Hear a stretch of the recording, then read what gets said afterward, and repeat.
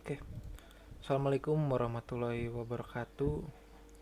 Oke, kali ini saya akan mempresentasikan hasil dari pekerjaan kami, pekerjaan untuk ulangan tengah semester. Oke, lanjut. Oke, tim kami terdiri dari 3 orang, yaitu yang pertama Ardi Rizaldi, kedua yaitu saya, yang ketiga yaitu Wiganda Putra. Lanjut ke pembahasan. Hari ini kami akan membahas tentang perihal 3 poin, yaitu yang pertama adalah analisis untuk penggunaan yang bagaimana yang lebih tepat untuk mesin bensin dan mesin diesel pada kendaraan.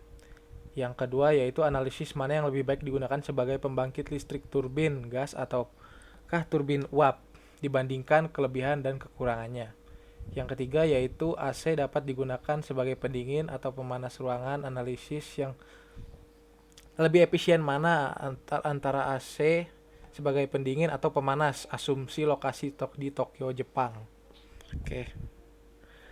Lanjut untuk pembahasan yang pertama yaitu analisis untuk penggunaan yang bagaimana lebih tepat untuk mesin bensin dan mesin diesel pada kendaraan. Oke, di pembahasan yang pertama ini yang akan saya paparkan ada 2 poin, yaitu kesamaan, ya, lalu kelebihan dan kekurangan.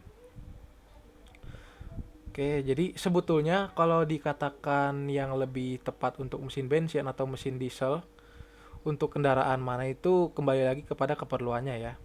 Karena setiap mesin itu pasti memiliki keunggulan dan kekurangannya masing-masing.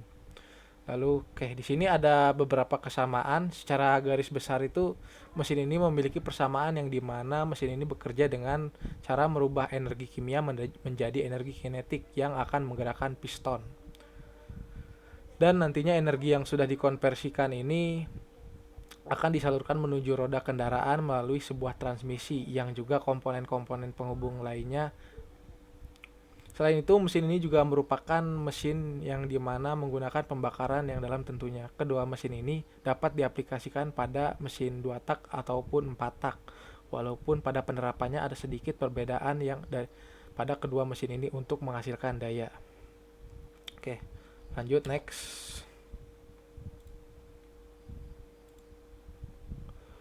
Oke, di sini ada beberapa kelebihan dan kekurangan dari mesin mesin bensin dan mesin diesel. Oke, untuk kelebihan dan kekurangannya yaitu yang pertama mesin bensin ya. Dia RPM maksimalnya itu lebih besar seperti contoh mesin mobil berbahan bakar mesin mobil yang berbahan bakar dengan mesin bensin memang jauh lebih tinggi dan tentunya akselerasinya itu lebih baik dibandingkan dengan mesin diesel. Hal ini dikarenakan bahan bakarnya yang lebih sensitif dan moving part yang lebih ringan, dan juga stroke-nya lebih pendek dibandingkan dengan mesin diesel, yang artinya setiap siklus daya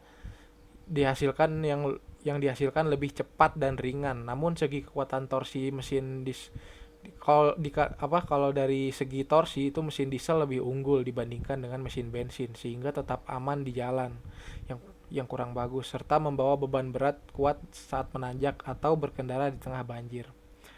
Dan juga kalau mesin diesel ini RPM-nya dia rendah ya, relatif lebih rendah dari mesin bensin. Di antaranya itu dia cuma antara 3000 rpm saja, sedangkan kalau mesin bensin itu bisa 2 kali, bahkan lebih 2 kali lipatnya ya, bisa bisa 4500 atau 2 kali lipat lebih kencang. Ini terjadi karena mesin diesel ini memiliki stroke yang pada umumnya cuma rata-rata 120 mm dengan diameter 80 mm. Sebaliknya mesin mesin bensin diameternya lebih besar yaitu 100 mm, namun stroke-nya hanya 80 mm. Oke, dari segi bahan bakar yaitu mesin diesel ini memang termasuk yang irit ya dalam konsumsi bahan bakar, karena mesin diesel ini memang memiliki rasio kompresi yang lebih tinggi, sekitar 15 sampai 25:1. Selain itu memang mesin diesel ini tidak memproduksi banyak panas yang dihasilkan, polusi yang dihasilkan. Tapi kalau dari segi polusi itu mesin diesel itu lebih tidak ramah lingkungan dibandingkan dengan mesin bensin. Oke, Oke, kalau mesin bensin ini dia relatif lebih boros ya daripada mesin diesel karena rasio kompresi mesin bensin ini tidak seperti halnya mesin diesel. Itu sekitar 6 sampai 10 saja. Karena semakin tinggi kompresinya itu semakin baik efisiensi siklusnya. Oke, kalau dari segi kebisingan dan getaran itu mesin bensin nggak terlalu terlalu berisik lah dibandingkan dengan mesin diesel. Karena getarannya pun tidak sehebat mesin diesel ya, karena pembakaran di dalamnya itu per- di dalam percampurnya itu terjadi dengan lancar dan merambat dengan baik. Sedangkan pada kalau mesin diesel itu pembakaran tersebut bisa dimulai di mana saja, baik di ruang pembakaran dan yang lainnya, yang mengakibatkan proses pembakarannya itu tidak terkendali. Maka untuk mengatasi getaran kebisingan pada motor motor diesel, mesin diesel itu memerlukan desain dan struktur yang lebih kokoh pada mesin daripada mesin bensin. Oke, di sini ada sedikit statistik kecil di sini. Ini tuh sebenarnya simpelnya ini adalah kompresi ya. Jadi kompresi mesin diesel itu dia lebih tinggi dibandingkan dengan mesin bensin. Oke, next. Jadi dapat disimpulkan untuk pembahasan pertama ini, mobil diesel kayak bus, truk, dan kendaraan-kendaraan berat lainnya itu dia lebih bagus memakai mesin diesel dikarenakan torsi yang dihasilkan mesin diesel ini lebih besar ya. Dan juga kan kalau kendaraan besar itu memang membutuhkan torsi yang besar untuk mengangkut beban-beban yang besar. Sedangkan kalau mesin bensin itu lebih cocok dengan kendaraan ringan, itu lebih cocok dengan mesin bensin dikarenakan memang apa udah mohon maaf. Jadi kendaraan ringan itu lebih cocok dengan mesin bensin dikarenakan memang getarannya itu lebih rendah, dan kalau kendaraan ringan itu memang tidak terlalu perlu dengan torsi yang besar. Yang penting dia putarannya besar agar bisa mencapai kecepatan yang tinggi. Oke, lanjut. Pembahasan yang kedua yaitu analisis mana yang lebih baik digunakan sebagai pembangkit listrik, turbin gas atau apakah turbin uap. Oke, lanjut ya. Di sini saya akan membahas 2 poin, yaitu efisiensi dan kelebihan dan kekurangan antara dua turbin ini. Oke, lanjut. Jadi perbandingan antara turbin uap dan gas. Jadi turbin uap dan gas itu apa sih? Oke, turbin yang pertama, turbin uap itu adalah suatu penggerak mula yang mengubah energi potensial menjadi energi kinetik. Dan energi kinetik ini selanjutnya diubah menjadi energi mekanik dalam bentuk putaran poros turbin. Poros turbin ini langsung diputar dengan bantuan elemen lain, dihubungkan dengan mekanisme yang digerakkan tergantung dari jenis mekanisme yang digerakkan. Turbin uap ini dapat digunakan di berbagai bidang industri seperti untuk pembangkit listrik. Nah, kalau turbin gas ini adalah penggerak mula yang memanfaatkan gas sebagai fluida kerja. Dalam turbin gas ini energi kinetik dikonversikan menjadi energi mekanik berupa putaran yang menggerakkan roda turbin sehingga menghasilkan daya. Bagian turbin yang berputar disebut rotor dan bagian turbin yang disebut stator atau rumah turbin. Rotor memutar poros daya yang menggerakkan beban atau generator listrik, pompa, kompresor atau yang lainnya. Oke, lanjut. Di sini ada rumus perhitungan efisiensi turbin uap. Oke, jadi sebelum kita menghitung efisiensi turbin uap ini, kita harus menghitung yang namanya heat rate. Jadi heat rate ini merupakan perhitungan perbedaan heat dari parameter fluida yang masuk dan keluar pada boiler atau total laju heat yang masuk pada suatu siklus uap. Turbin heat rate ini menunjukkan perbandingan dari energi total yang digunakan untuk memutar turbin dengan energi listrik net yang dihasilkan oleh generator. Oke, jadi perhitungan heat rate ini adalah heat rate sama dengan M1 laju aliran massa fluida dalam kurung entalpi steam out boiler dikurang entalpi water in boiler dibagi gross power output atau power output generator. Oke, setelah ditemukan nilai heat rate-nya, maka kita lanjut ke perhitungan efisiensi. Jadi efisiensi turbin ini merupakan parameter yang menyatakan Derajat keberhasilan komponen atau sistem turbin mendekati desain atau proses ideal dengan satuan persen. Efisiensi turbin ini dapat dihitung dengan formula berikut ini, yaitu di mana efisiensi turbin sama dengan energi kalor dalam 1 kWh dibagi dengan heat rate turbin dikali 100%. Oke, lanjut next. Oke, lanjut ke perhitungan efisiensi turbin uap. Oke, karena saya sudah menjelaskan heat rate dan efisiensi, kita langsung saja ke rumusnya ya. Jadi rumus perhitungan efisiensi turbin gas ini adalah yaitu heat rate. Pertama kita harus cari dulu ya heat rate-nya. Heat rate sama dengan power head consumption dibagi dengan power output. Lalu kita bisa cari dengan setelah ketemu nilai heat rate-nya, lalu kita baru hitung efisiensi termalnya, yaitu dengan cara thermal efficiency sama dengan 3413 dibagi dengan heat rate dikali 100%. Oke. Oke, lanjut ya ke slide selanjutnya. Jadi berdasarkan data yang saya dapat dari survei penelitian, diantaranya penelitian Ricky Apriandi, Akli Mursalin, yaitu dari program studi teknik mesin Fakultas Teknik Universitas Lambung, Mangkura, dan IR Naryono Lukman Budiono dari Universitas Muhammadiyah Jakarta. Oke, jadi dari sini yang dari survei penelitian pertama didapat yaitu turbin uap itu efisiensinya sekitar 39%, 39,008%. Sedangkan turbin gas itu efisiensinya yaitu 29,20%. Nah, sedangkan kalau survei penelitian kedua menunjukkan yaitu turbin uap itu efisiensinya 29,05%, sedangkan turbin gas itu efisiensinya itu sekitar 18,46%. Oke, di sini sudah terlihat ya rata-rata dari survei penelitian ini terjadi margin yaitu sekitar 10%. Oke, kita lanjut ke kekurangan dan kelebihan. Untuk yang pertama kita akan bahas kekurangan dan kelebihan turbin gas, yaitu diantaranya itu kelebihan turbin gas itu yang pertama adalah bagian bergeraknya lebih sedikit dibandingkan dengan turbin uap. Jadi bagian bergeraknya itu moving partnya lebih sedikit, jadi lebih awet. Kedua yaitu keandalan operasinya lebih besar kalau jika memerlukan output yang lebih tinggi. Ketiga yaitu tekanan operasinya rendah, jadi untuk beroperasi tidak memerlukan tekanan yang tinggi. Keempat yaitu kecepatan operasinya tinggi dibandingkan dengan turbin uap. Kelima yaitu biaya perawatannya itu relatif lebih murah dibandingkan dengan turbin uap. Selanjutnya yaitu dia lebih responsif terhadap perubahan daya dibandingkan dengan turbin uap. Jadi ketika ada perubahan daya dari aliran fluida dan gas itu dia akan si turbinnya itu akan berputarnya itu percepatannya lebih responsif dibandingkan dengan turbin uap.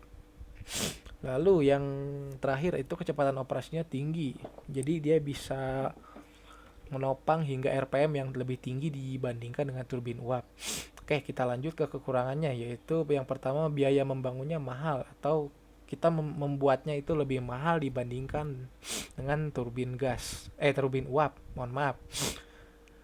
Yang kedua yaitu kurang efisien jika digunakan pada kecepatan idle. Jadi kecepatannya ini harus tinggi agar efisiensinya pun lebih tinggi. Yang ketiga yaitu membutuhkan waktu penyalaan yang lama. Jadi dibandingkan dengan turbin uap ini waktu penyalaan turbin gas ini lebih lama. Yang terakhir, ini menimbulkan suara yang berisik dikarenakan memang kecepatan operasi yang tinggi itu memang pasti menghasilkan suara yang cukup berisik. Kita lanjut ke kekurangan dan kelebihan turbin uap. Oke, yang pertama kelebihannya. Jadi efisiensi thermal turbin uap ini biasanya lebih tinggi dibandingkan turbin gas. Yang kedua, rasio power to weight-nya itu sangat tinggi dibandingkan dengan turbin gas. Yang ketiga, yaitu pada umumnya steam mengandung entalpi yang tinggi. Ini berarti laju aliran massa yang lebih rendah dibandingkan dengan turbin gas.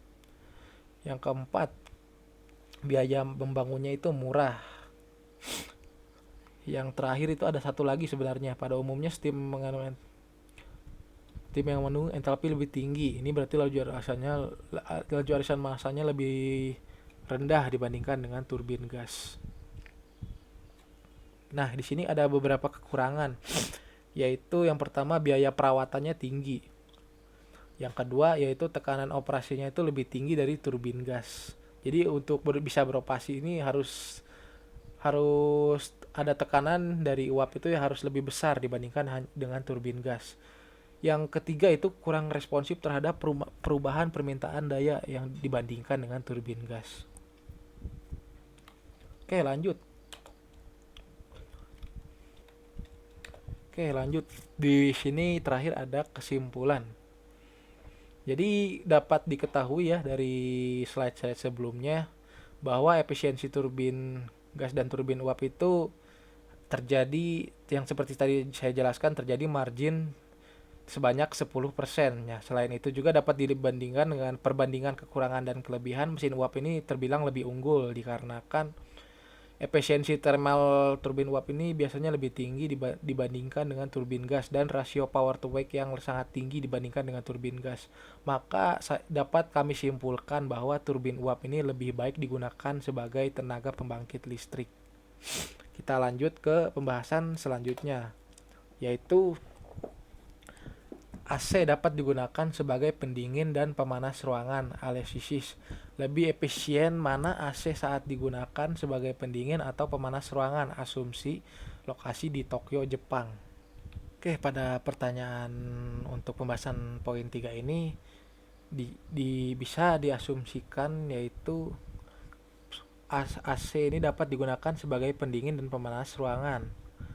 Analisis mana yang lebih efisien AC digunakan sebagai pendingin.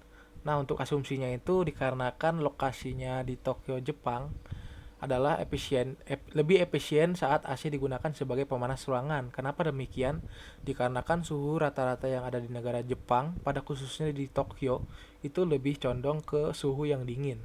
Nah, kesimpulan ini kita ambil dengan melihat suhu rata-rata ataupun iklim rata-rata yang ada di negara Jepang, khususnya di kota Tokyo. Nih. Nah, di sini kita bisa lihat ya. Bisa melihat di bawah gelombang yang berwarna hijau pekat itu dia dingin, yang dimana keterangannya di sini adalah 0 sampai 7 derajat dan ada juga hijau yang lebih muda itu dengan kadar Celcius dari 7 derajat sampai 13 derajat dan 13 derajat sampai 18 derajat dengan hijau muda. Nah, hijau muda ini yang masih dalam notabene dingin. Nah, kita bisa lihat bahwa suhu rata-rata yang cocok untuk ditempati oleh manusia yaitu 24 derajat Celcius, di mana suhu rata-rata ini dapat dicapai oleh yang digunakan untuk memanaskan ruangan. Nah, kita bisa dilihat nih dari sini.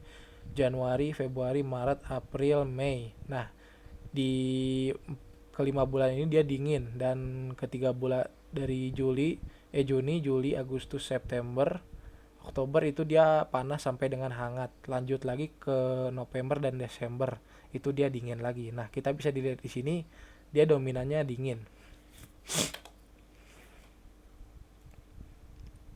Oke, berarti dapat disimpulkan kalau AC di Jepang itu dia lebih efisien untuk digunakan pada mode panas ya, atau untuk memanaskan ruangan.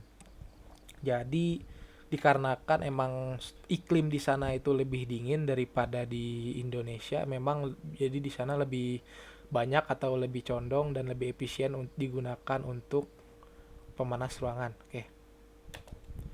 Mungkin Penjelasan dari sekian Paku dari Rip. Oke, mungkin dicukupkan sekian pembahasan dari kami. Mohon maaf jika ada salah-salah kata. Kami pamit undur diri. Jadi wassalamualaikum warahmatullahi wabarakatuh.